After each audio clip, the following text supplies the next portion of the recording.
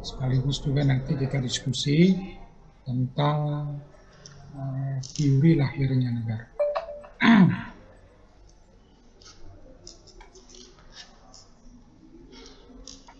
Sebelum kita mulai, ya, ada seorang ahli sejarah yang bernama Mukhaldun, ya, yang hidup pada masa Islam. Jadi beliau itu berkesimpulan bahwa yang namanya negara atau kerajaan ya Indonesia itu, kata beliau, negara atau kerajaan itu sama seperti makhluk hidup. Jadi dia mengalami proses kelahiran, dan berdasarkan pengalaman beliau, sejarah yang beliau ketahui, bahwa negara itu juga mengalami kematian. Itu menurut pendapat beliau. Jadi negara itu lahir, ini menurut pendapat Ibnu Khaldun. Kemudian nanti kalau ibarat manusia itu jadi lahir, bayi, anak-anak, remaja, dewasa, tua, akhirnya meninggal. Itu pendapatnya. Jadi kalau kita lihat, misalnya kalau kita hubungkan dengan fakta, di Kalimantan ini ada yang namanya Kerajaan Banjar, Kesultanan Banjar. Dia mengalami proses kelahiran. Jadi proses kelahiran Banjar itu kan ceritanya panjang, ya, mulai dari kerajaan kecil di sungai, ya, di sungai sana. Konon kabarnya di Danau Panggang. Kemudian datang Majapahit, ya, menyerang Kesultanan Raja dan Sarunai, bergabung dengan kerajaan kecil di mana tadi di Danau Panggang. Kemudian kerajaan yang pindah ke negara Dipa, kemudian pindah ke Banjarmasin. Nah, kemudian kita tahu tahun 1860 Kesultanan Banjar itu hapus, karena dihapus oleh penjajah Kerajaan Belanda. Nah, jadi itu barangkali pengalaman-pengalaman seperti itu barangkali zaman dulu itu yang dilihat oleh Ibnu Khaldun. Banyak lagi kerajaan yang lain, ada negara Manikono, ada negara Humau, ada negara di Nusantara, ada Kesultanan Sriwijaya, Kesultanan Samudra Pasai, Kesultanan Majapahit. Nah, itu kan negara-negara kerajaan yang dulu pernah ada. Jadi dia mengalami kelahiran, kemudian perkembangan selanjutnya mengalami kejayaan. Akhirnya juga tiada. Ya, itu mungkin ya dari pengalaman fakta seperti itu pada zaman dulu, sehingga Ibnu Khaldun tadi berkesimpulan, kata beliau, negara itu atau kerajaan itu sama seperti kita manusia, makhluk hidup, mengalami kelahiran, kemudian ya seperti anak-anak remaja mengalami masa jaya, kemudian kemunduran, sakit-sakitan, dan kemudian meninggal. Walau alam ya, jadi kalau manusia ini kan pasti kalau mau hidup tuh pasti meninggal. Nah, kalau negara itu ya, bisa saja berkelanjutan ya dari generasi ke generasi. Atau bisa juga ya seperti fakta sejarah tadi.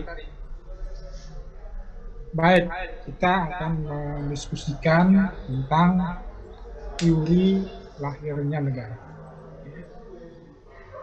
Jadi umpamanya kemarin sudah kita sampaikan jumlah negara itu di muka bumi ini atau kelompok-kelompok orang, kelompok-kelompok manusia yang menamakan dirinya sebagai negara atau kerajaan itu mengalami jumlah dinamika yang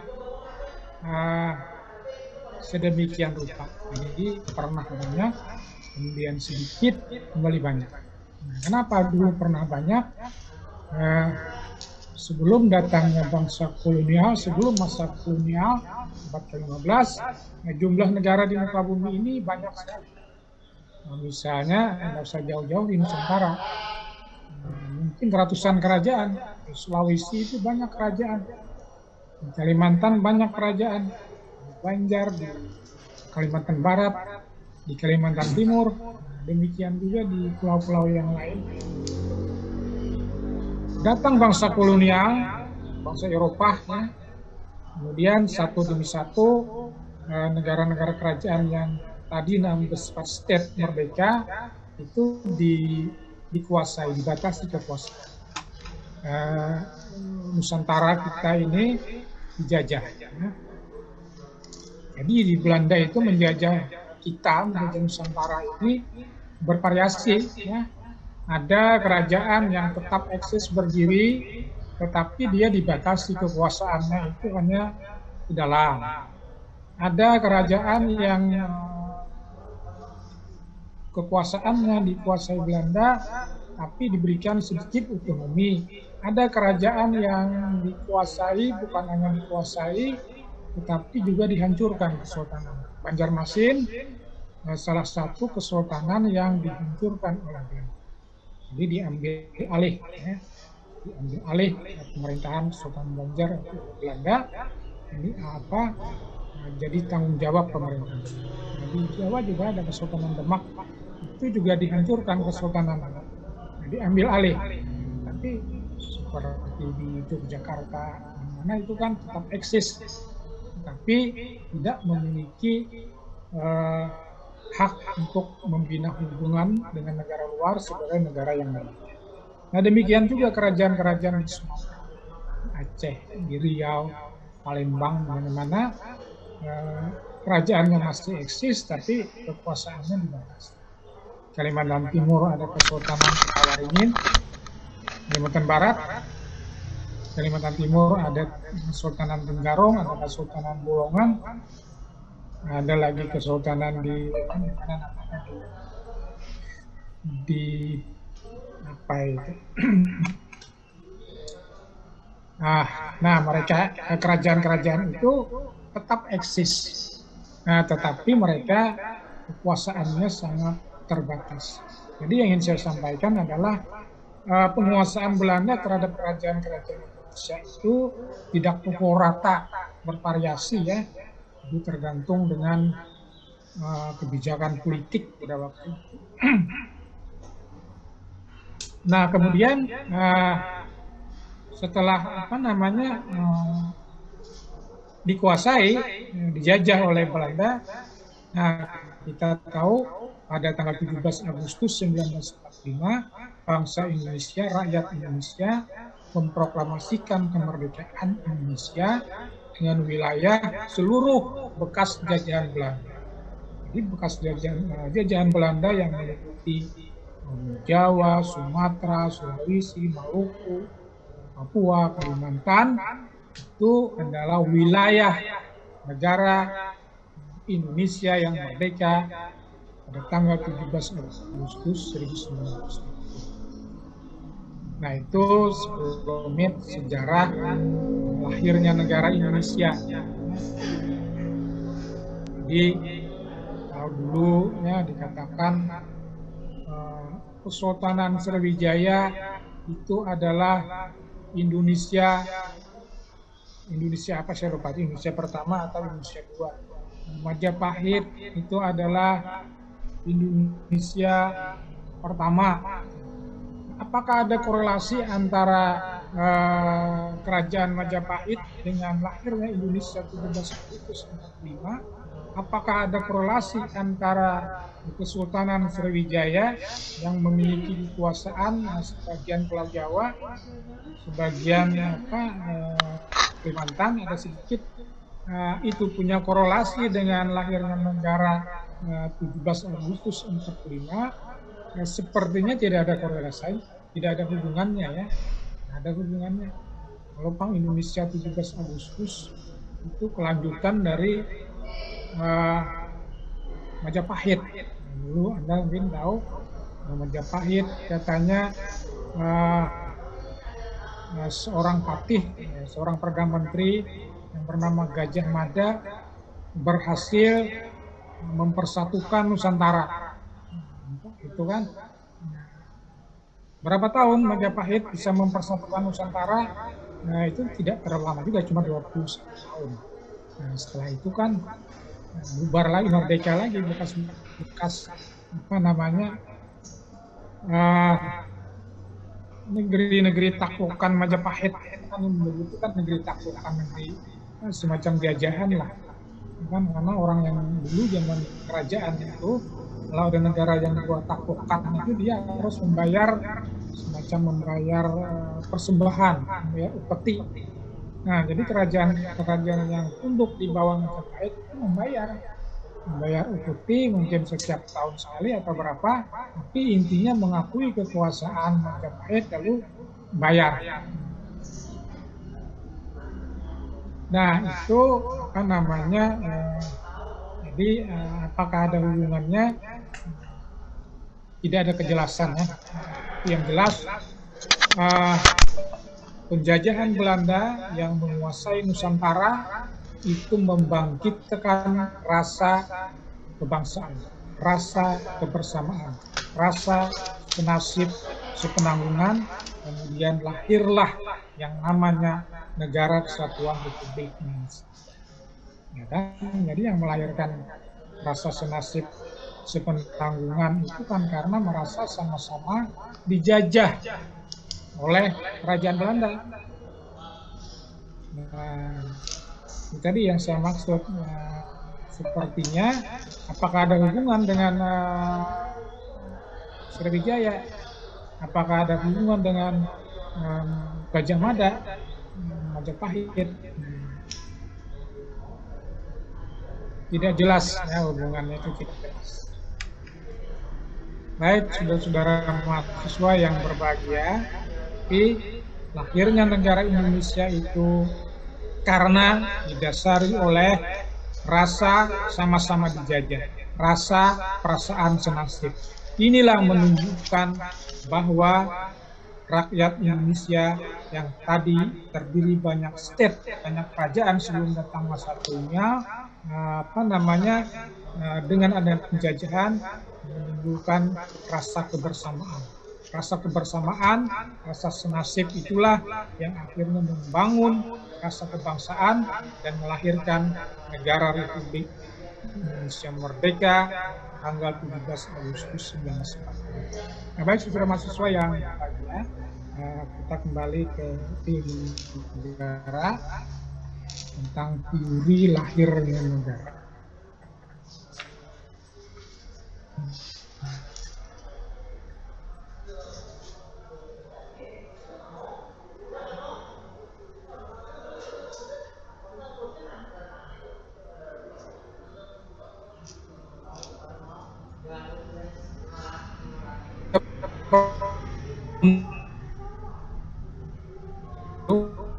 Bahwa kita begitu jumlahnya lebih dari satu, maka dia sudah pasti bermasyarakat. Nah, jadi maksudnya adalah negara itu lahir kemudian. Nah, jadi begitu ada manusia di muka bumi, mereka hidup bermasyarakat. Belakangan lahirlah kerajaan, lahirlah negara. Jadi yang ingin saya sampaikan bahwa negara itu tidak serta-merta ada dengan keberadaan manusia. Tapi kalau bermasyarakat itu serta-merta. Kenapa? Maka manusia itu hidup bermasyarakat. Tentu Anda sudah tahu, ya, kita ini hidup bermasyarakat itu sudah didesain oleh alam. Nah, kalau dalam bahasa agama itu sudah didesain oleh Tuhan Yang Maha Esa. Manusia harus hidup bermasyarakat. Nah, kalau manusia purba itu tidak hidup bermasyarakat. Ya. Jadi kan di muka bumi ini manusia yang semacam kita ini yang berakal, berhati nurani. Ini katanya umurnya itu sejarah kurang lebih. Nah ini kan dulu ada manusia purba namanya. Manusia purba itu hidup setelah masa dinosaurus. Di muka bumi ini kan dulu kan melalui tahapan-tahapan juga diturunkan Tuhan dinosaurus, binatang yang besar-besar itu masih ada sisanya ya sekarang ini sedikit, seperti komodo, buaya, itu kan sisa-sisa binatang purba. Nah kalau dulu jumlahnya banyak, besar-besar. Nah itu yang hidup berkeliaran di muka bumi, binatang-binatang seperti komodo bahkan lebih besar dari itu, dan itu katanya hidup juga dimusnahkan Tuhan. Binatang dinosaurus itu diturunkan manusia purba. Nah manusia purba ini hidup jutaan tahun tapi tidak berubah, peradabannya tidak berubah. Dia tetap tinggal di gua-gua, dia tetap berpakaian seadanya, dia tetap makan seadanya, tidak ada perkembangan, tidak ada kemajuan. Umpamanya dari rumah, dari yang tinggal di gua kemudian memiliki rumah seperti istana, dari baju yang hanya terbuat dari daun kemudian menjadi gaun yang mahal, tidak ada. Dari yang tadi jalan kaki kemudian memiliki alat kendaraan yang super cepat, tidak ada. Jutaan tahun hidup ya begitu-begitu aja manusia purba. Karena apa? Ya karena memang ini didesain oleh Tuhan, otaknya manusia purba itu yang penting kata Tuhan kamu bisa cari, yang penting lo bisa bertahan hidup. Silakan tidak diberi oleh Tuhan imajinasi. Jadi kalau ketemu manusia purba sama-sama ketemu lain kelompok berperang mati-matian. Pakaian ya tetap seadanya, pakaian daun apakah tinggal ya tetap di gua, beranak cucu beranak pinak di situ aja tuh ya berjuta-juta tahun. Nah, ya memang ini kalau kita bicara kenapa demikian, pertama dia tidak diberi Tuhan tentang akal pikiran, tentang hati nurani, tentang nilai, tentang imajinasi. Nah kita ini manusia beradab, manusia berakal, manusia berpikiran, manusia yang diberikan oleh Tuhan imajinasi. Umur kita ini, saya ulang tadi, orang lebih 6.000 tahun.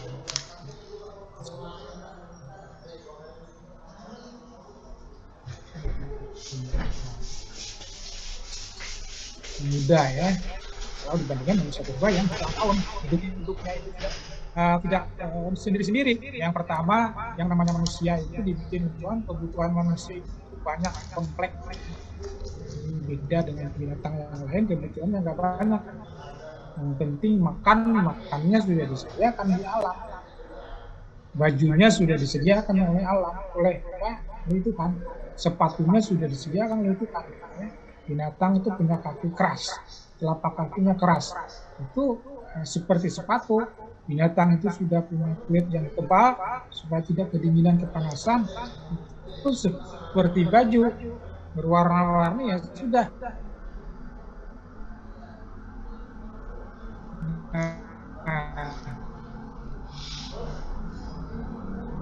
Seperti itu.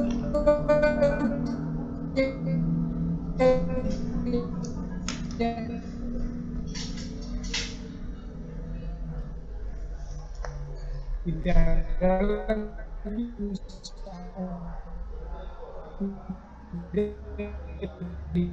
tidak bisa dipenuhi semua. Nah, karena kebutuhan manusia banyak, berkembang, hendak memenuhi kedekatan seorang diri, kedekatan seorangan, harus bekerja sama. Memang berbeda-beda, ya, berbeda, tidak sama. Memang bakat manusia itu tidak satu, ya, macam. Ini diberikan oleh Tuhan bakat seni, kan? Orang yang punya bakat seni, ya tentu dia sepertinya sih gampang bikin lagu, sepertinya sih gampang buat nada ya. Ini ya sepertinya gampang sih mengatur suara.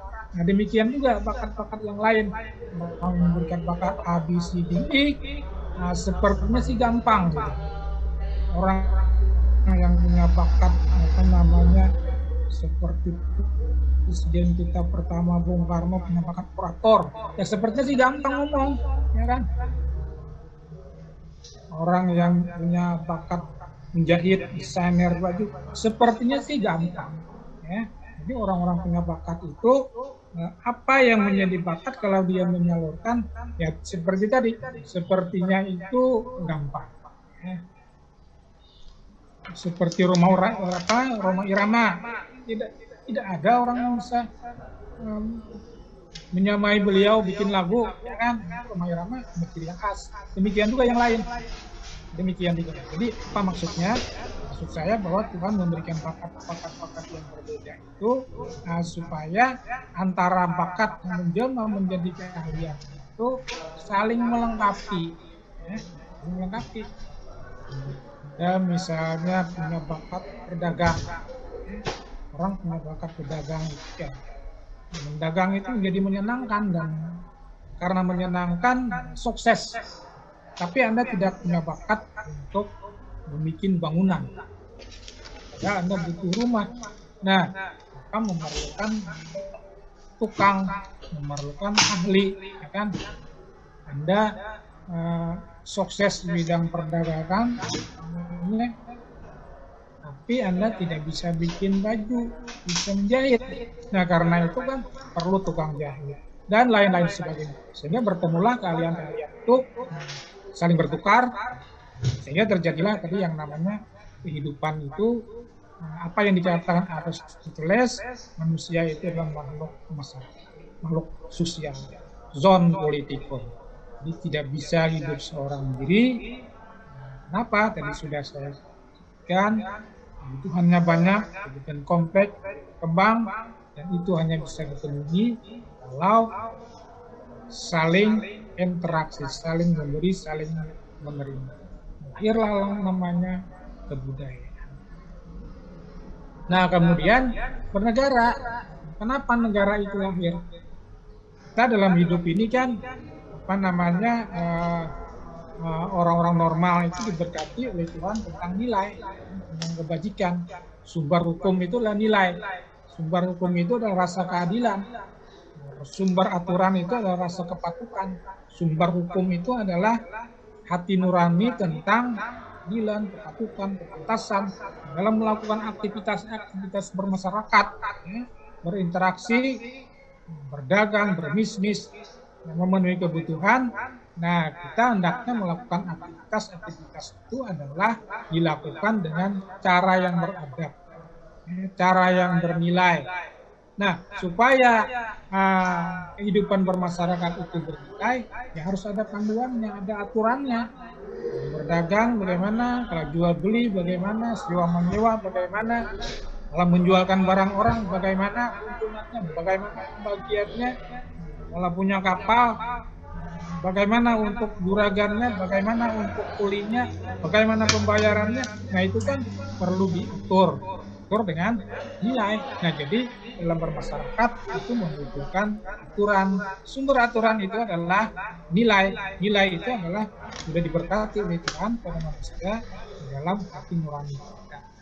Nah kemudian manusia itu dalam melakukan aktivitas sekalipun sudah diberkati tentang nilai, tentang kebaikan, tentang kebenaran, tentang kepantasan, tentang kepatuhan, tentang keadilan dalam beraktivitas berinteraksi antar manusia, ya tidak perang, orang tidak menuruti apa yang menurut dia tahu aja itu baik, dilanggar. Tahu aja itu buruk, dilanggar. Tahu aja membunuh orang itu menyakitkan, menganiaya orang itu menyakitkan, merampas kemerdekaan orang itu menyakitkan, menghina orang menyakitkan, memfitnah orang menyakitkan. Tahu aja, ya kan? Seorang normal saja ya, kalau normal. Tahu aja itu, jadi apa? Tapi kenapa melakukan? Nah, kenapa orang melakukan itu? Tahu. Nah, itu karena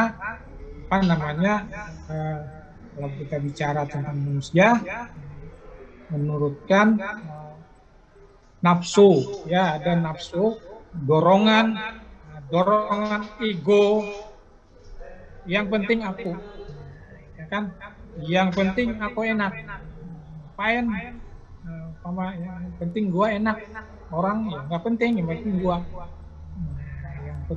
Yang penting gua tanpa mengindahkan nilai. Kalau yang manusia ini kan ada yang menyebut istilah aja ya, manusia itu katanya ramuan manusia itu iblis dicampur dengan malaikat, jadi manusia, jadi istilah aja ya. Jadi maksudnya manusia itu punya dua sisi, bisa bersifat seperti iblis, atau binatang, bisa juga bersifat suci seperti malaikat. Idealnya manusia itu menurutkan hati nurani, keadilannya, kepatasannya, kepatutannya. Kalau itu yang diturutkan, saya harus bersikap adil, saya harus bersikap pantas, saya harus bersikap bijaksana, saya tidak ingin menganiaya orang, saya ingin tidak menyakiti orang, karena itu tidak baik. Saya yakin penjara itu tidak ada orang. Kalau orang menurutkan nilai-nilai kebaikan yang ada di hati nuraninya, semua aktivitas kehidupan dalam berbisnis, berdagang, apapun, melaksanakan tugas-tugas negara, ditonjolkan adalah tadi keadilan, kebenaran, kepatusan, kepantasan sesuai dengan hati nurani. Polisi tidak akan banyak tugas, hakim tidak banyak tugas, jaksa tidak banyak tugas. Kalau sekarang ini kan Anda tahu, lembaga pemasyarakatan di mana-mana itu overdosis, ya. Banyakan, muatnya 200 diisi 900, muatnya 300 diisi 1000. Banyak kan rata-rata LP di Indonesia ini overload, kebanyakan isi ketimbang kemampuan daya. Kenapa? Itu karena menurutkan padahal dia tahu itu tidak baik, kalau dia manusia. Itulah tidak menurutkan hati nurani yang sesungguhnya itu adalah pesan Tuhan, pemberian Tuhan supaya dijalankan. Supaya manusia itu hidup bernilai, maka diperlukan yang namanya aturan. Aturan berdagang, berbisnis, berniaga, itu sudah diatur. Ya. Nanti Anda belajar hukum perdata, itu sudah diatur. Hukum perdata itu mengatur, disebutkan bagaimana isinya itu adalah tentang bagaimana kita bermasyarakat. Bermasyarakat itu maksudnya memenuhi kebutuhan ekonominya. Kita kan memenuhi kebutuhan ekonomi, ya pasti berbisnis, itu sudah diatur. Ada nilai-nilai yang harus. Jadi manusia itu memerlukan aturan.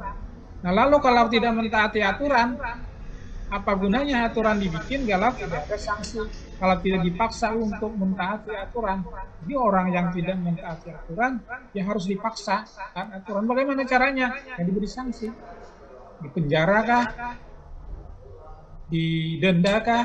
Atau maksimal, umpamanya kalau terlalu berat, membahayakan ketertiban umum, ya bisa saja dijatuhi hukuman mati, ya, kalau memang itu berbahaya. Kalau itu memang itu membahayakan ketertiban umum. Lalu untuk memberikan sanksi itu siapa? Kalau kita misalnya hidup bermasyarakat, kita punya aturan, tapi ketika ada yang melanggar aturan, adem-adem ayam saja, apa yang memberi sanksi?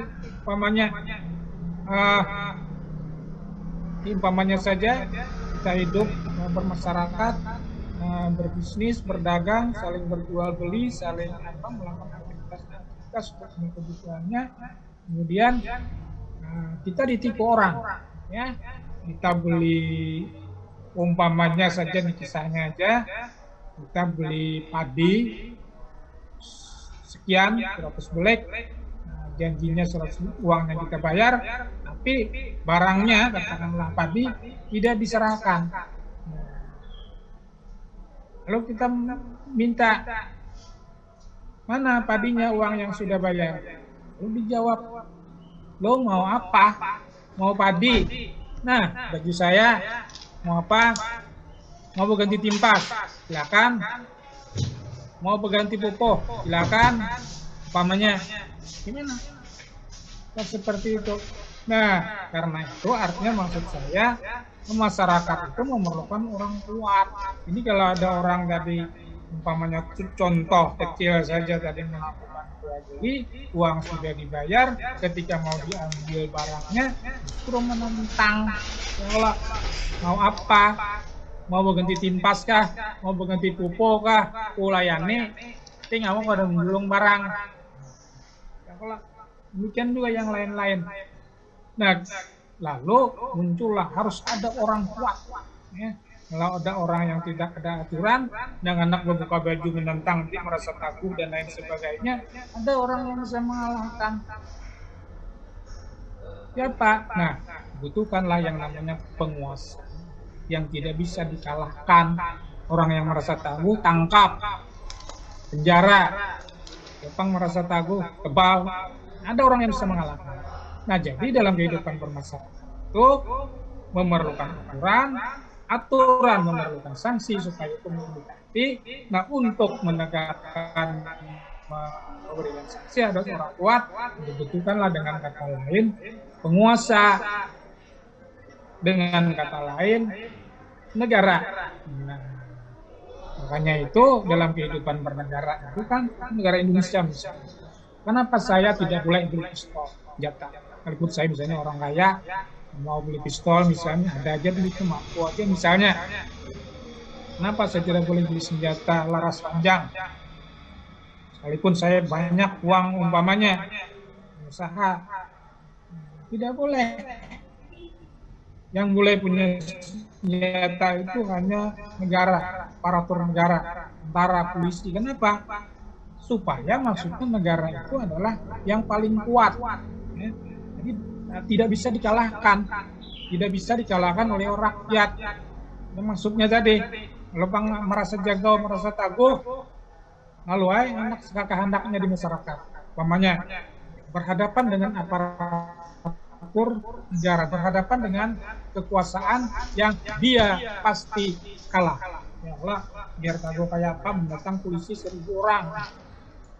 Biar banyak untalan, mendatang tentara 10 truk. Ya Allah, masa banyak, aku nih banyak untalan namanya. Minyak tuyang, minyak hampir beriaban, minyak apa udah aku makan.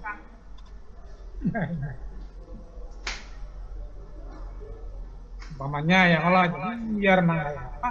Sudah polisi datang, tentara datang. Jadi itu maksudnya, jadi yang ingin saya maksud itu, ya, jadi manusia ini hidup bermasyarakat harus berdasarkan sebuah nilai diwujudkan dengan peraturan harus ditaati. Apa arti peraturan kalau tidak ditaati, kalau dia melanggar, dan untuk memaksa orang mentaati aturan diperlukan yang namanya penguasa, dalam arti yang lain adalah negara. Nah, baik, saudara-saudara mahasiswa yang berbahagia, kapan negara itu ada? Jadi kalau kapan sih yang namanya negara? Negara itu kan apa? Tadi kekuasaan. Negara pertama itu di mana sih? Di Arab kah? Di Amerika kah? Indian sana? Di Australia kah? Aborigin? Atau di Eropa, atau di Afrika, atau di Asia, di Tiongkok kah sebagai negara pertama? Tidak ada catatan resmi. Ya. Jadi tidak ada catatan yang mengatakan ini loh negara pertama lahir di muka bumi. Tidak. Ya.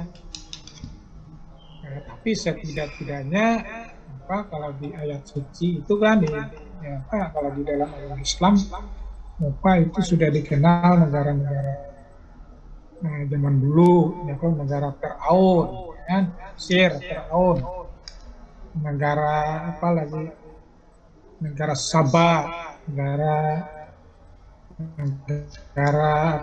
kerajaan Sulaiman, kan? Kapan itu kerajaan Sulaiman? Kerajaan Daud, negeri Sabah, negeri Firaun, Mesir, tidak ada yang tahu tahun pastinya. Misalnya di dalam kitab suci Al-Quran, agama Muslim, Islam, itu tidak ada menyebutkan negeri Sabah itu ada di Yaman tahun sekian, kerajaan Sulaiman itu ada tahun sekian, apalagi kerajaan Abraha itu ada tahun sekian di Syria, ada ya. Tapi kalau di dalam buku sejarah itu ada menyebutkan, mungkin itu perkiraan atau bagaimana. Nah, jadi yang ingin saya maksudkan tadi, negara pertama katakanlah tidak ada tahun yang pasti. Kenapa makan negara lahir tadi sudah kita sebutkan, seperti itulah kronologisnya kurang lebih. Jadi menurut teori negara itu lahir katanya ada dua cara. Jadi ini ada teori sosiologis, jadi melihat perkembangan sosiologis. Jadi negara itu lahir menurut teori sosiologis ada dua teorinya. Yang pertama, lahirnya negara itu tidak dikaitkan dengan keberadaan negara lain. Jadi, ini saya sebutkan saja ya, ditulis, yaitu primer,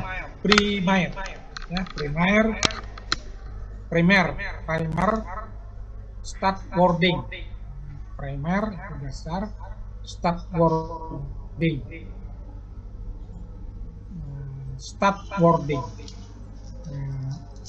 primer start wording. Menurut teori ini, menurut teori primer ini primer start wording, bahwa lahirnya suatu negara itu adalah melalui fase demi fase, tahap demi tahap. Jadi melalui fase, tahap demi tahap, mulai dari yang sederhana, kemudian menjadi sebuah negara. Jadi mulai dari yang sederhana menjadi sebuah negara, dan kelahirannya itu tidak ada kaitannya dengan negara yang lain. Jadi menurut teori primer start wording, jadi lahirnya negara secara primer, secara mendasar. Jadi negara itu lahir, jadi maksudnya itu mulai dari yang masyarakat sederhana, kemudian berkembang menjadilah sebuah masyarakat yang disebut dengan negara. Nah, lahirnya negara menurut teori ini itu murni melalui perkembangan. Jadi melalui perkembangan masyarakat. Ya, tidak ada sangkut paut dengan masyarakat lain atau negara yang lain. Jadi tidak ada sangkut pautnya dengan negara lain atau masyarakat lain. Jadi menurut teori primer start wording ini, yang pertama itu cikal bakal sebuah negara itu adalah di mana manusia itu hidup berkelompok. Jadi hipotesanya atau hipotetisnya atau pendapatnya, Dulu manusia itu hidup tidak bernegara. Dengan kata lain, dulu manusia itu hidup berpisah, berpencar. Ya, ceritanya. Jadi misalnya di sini ada keluarga A, nanti 5 km sana ada keluarga B, nanti 10 km sana ada keluarga C. Pokoknya katanya, kata teori ini, dia hipotesisnya, pendapatnya itu dulu manusia itu hidup berpencar, sorangan-sorangan. Keluarga sini hidup, sini sorangan, keluarga situ hidup, situ sorangan, keluarga yang lain hidup, situ sorangan. Mulah gubuk kah, mulah rerumpuan kah, mulah rumah kecil kah, pokoknya hidup saling berpencar. Nah, karena hidup saling berpencar, apa namanya, keamanan buas kah, baik karena orang lain menjahat kah, hidup berpencar-pencar, ya kan? Dengan hidup berpencar, berkelompok karena bisa terjadi penganiayaan. Untuk kayak apa supaya kita ini hidup nyaman? Lalu timbul ide. Idenya kayak apa? Coba Bang kita, umpamanya rumah Bapak Parakan aja. Jauh tuh napi pindah kasih ini sana tuh pindah kasih sana, kamu menjadilah menjadi kelompok manusia kampung. Nah, gitu. Jadi lagi hidup lebih jauhan kampung, ya, hidup berdekatan. Nah, dengan hidup kampung ini kan kebutuhan hidup bisa lebih mudah dipenuhi, makanan, apalagi kebutuhan yang lain, keamanan bisa dijaga bersama-sama, baik keamanan oleh orang lain, orang jahat dari yang hidup mengembara di sana atau di kampung yang lain. Nah, terbentuknya apa kehidupan bersama ini, kampung ini, nah inilah cikal bakal negara. Genootschap, jadi bahasa Jermannya itu Genootschap, ya, Genootschap.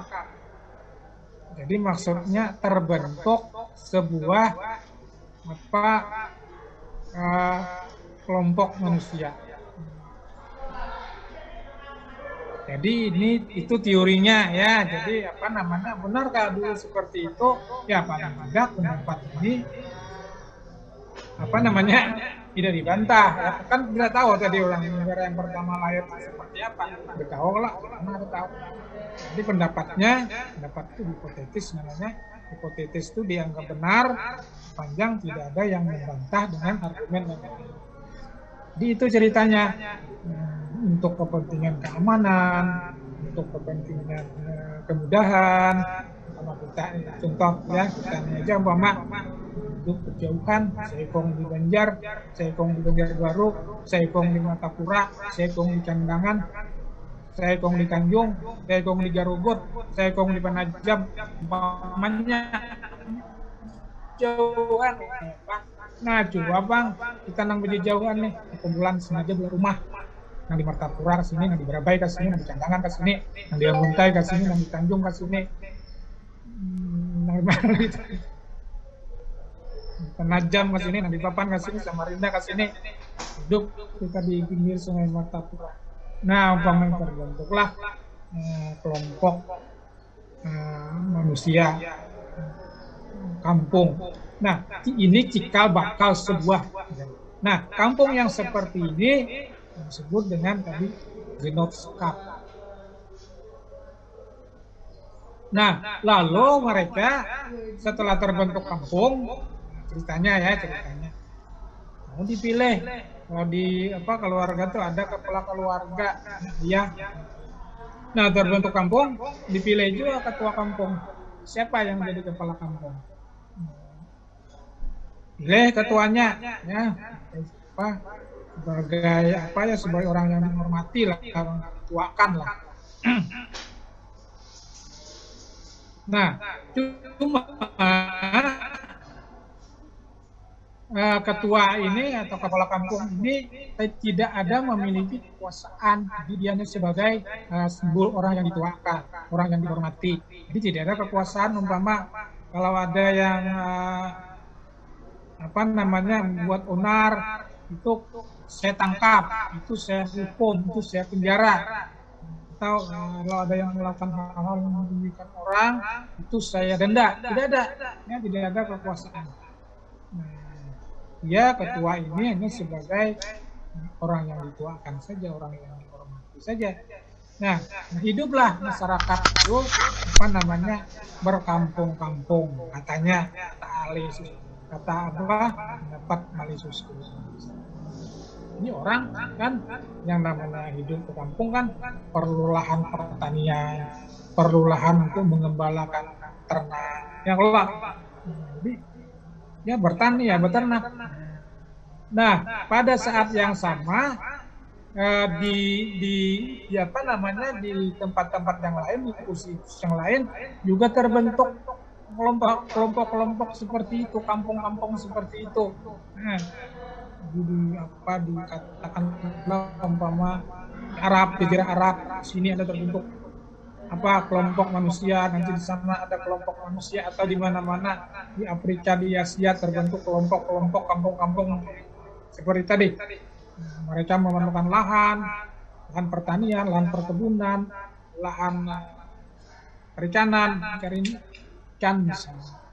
Nah, kehidupan yang berjalan seperti ini, apa namanya, lambat laun menimbulkan konflik. Konflik kenapa?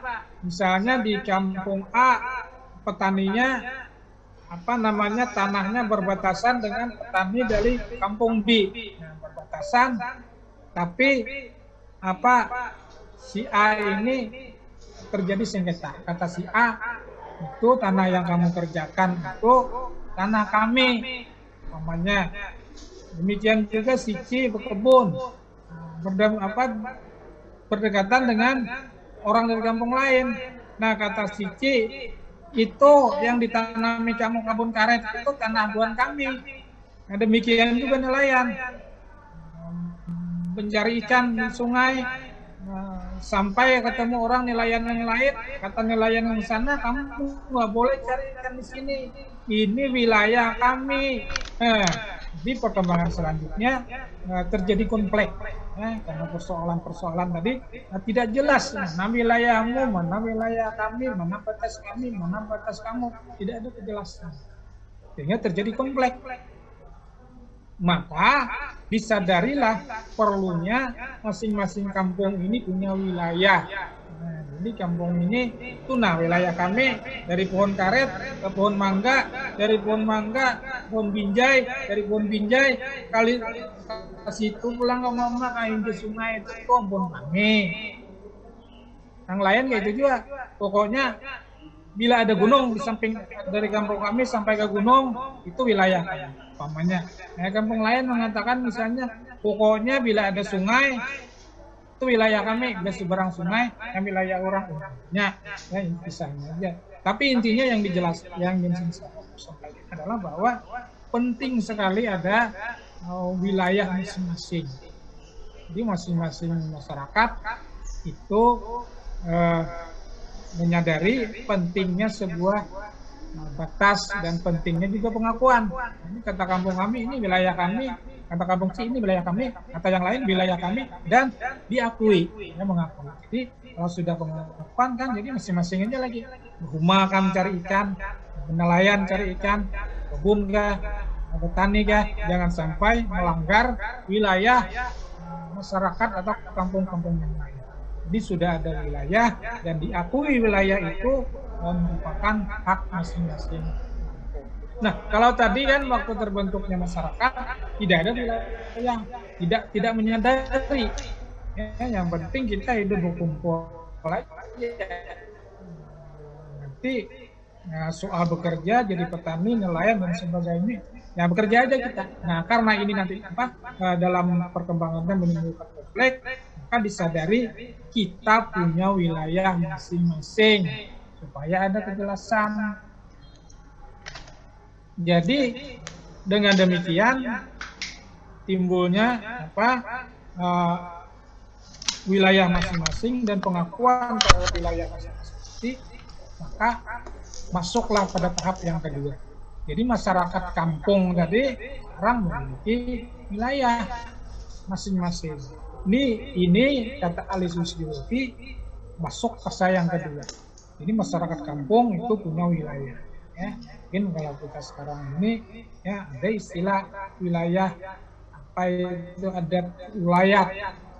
Kan misalnya orang suku ini punya hak wilayah, hutan mereka, hak adat. Ini kalau kita contohkan sekarang ya, mungkin itu boleh jadi ya warisan masa lalu, jadi kan. Tapi seperti itulah gambarannya menurut ahli sosiologi. Jadi bertahap. Nah sekarang fase yang kedua mengenal wilayah yang disebut dengan RIJ, RIJK. Fase RIJ,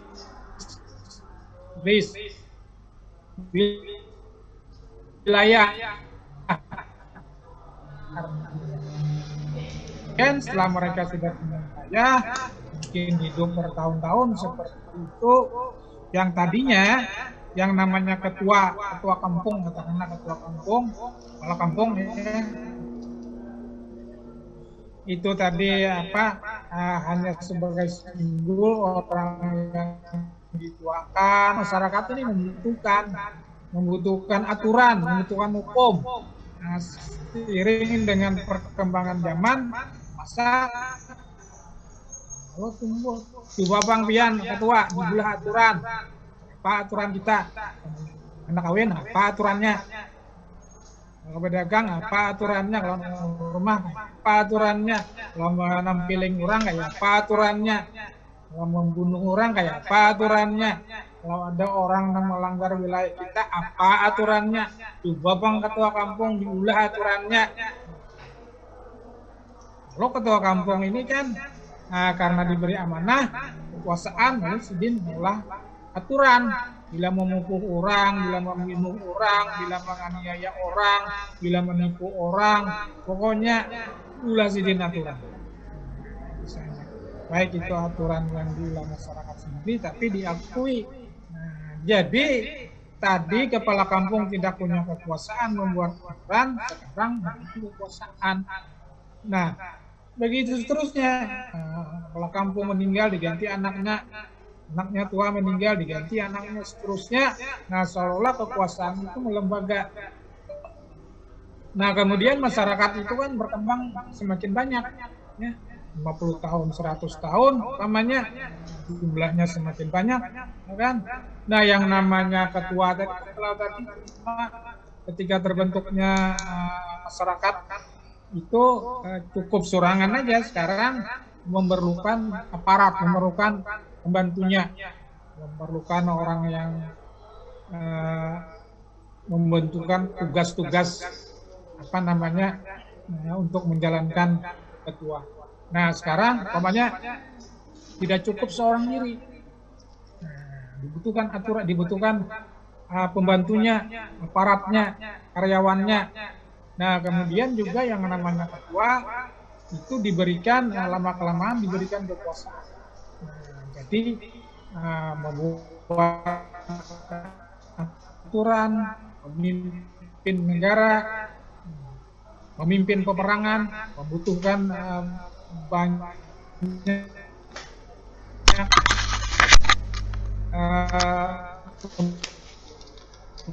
membantunya, karyawannya, menjelmalah dia menjadi kampung yang asalnya tidak kekuasaan. Seperti itu ya. Setelah ketua ini menjadi memiliki kekuasaan membuat aturan, memberikan sanksi dan lain sebagainya, maka akhirnya dia menjadi penguasa yang memiliki kedaulatan. Nah, kalau dengan perkembangan seperti ini, masuklah dalam fase yang ketiga. Nah, fase yang ketiga ini disebut dengan stat negara. Jadi punya rakyat ya, masyarakat kampung jadi cikal bakal rakyat, kemudian ada wilayahnya, kemudian penguasanya memiliki kekuasaan. Penguasa yang memiliki kekuasaan ini kata ahli sosiologi masuk tahap yang kedua, itu tahap stat atau negara. Nah, karena kan sudah terpenuhi unsur rakyat ada, unsur wilayah ada, pemerintah yang berdaulat ada. Nah, penguasa yang ini awalnya penguasa itu kata ahli sosiologi adalah absolut. Jadi apa yang dikatakan penguasa ya tidak boleh dibantah, kekuasaan yang mutlak. Nah, lama kelamaan ya boleh jadi boleh jadi kekuasaan yang absolut itu misalnya tidak adil atau bagaimana, anaknya orang tuanya adil, mungkin nanti anak cucunya yang melanjutkan kekuasaan tidak adil dan lain sebagainya. Padahal kekuasaan absolut, nah ini menimbulkan tuntutan bagi rakyat agar penguasa itu jangan absolut, penguasa itu jangan turun temurun, penguasa itu hendaknya dipilih siapa yang terbaik. Demikian juga kekuasaan itu jangan absolut, harus berorientasi kepada kepentingan orang banyak, kepentingan rakyat. Maka itu lahirlah pemerintahan demokrasi, pemerintahan modern. Nah, begitu sejarah singkat ya, lahirnya negara, mulai tidak bernegara sampai menjadi negara modern, Nah, jadi lahirnya sebuah negara itu adalah melalui proses tahap demi tahap, tidak ada kaitannya dengan negara lain, tetapi adalah melalui proses yang seperti tadi. Baik, saudara-saudara mahasiswa yang berbahagia, sampai jam berapa habis sudah? Awas lagi lah.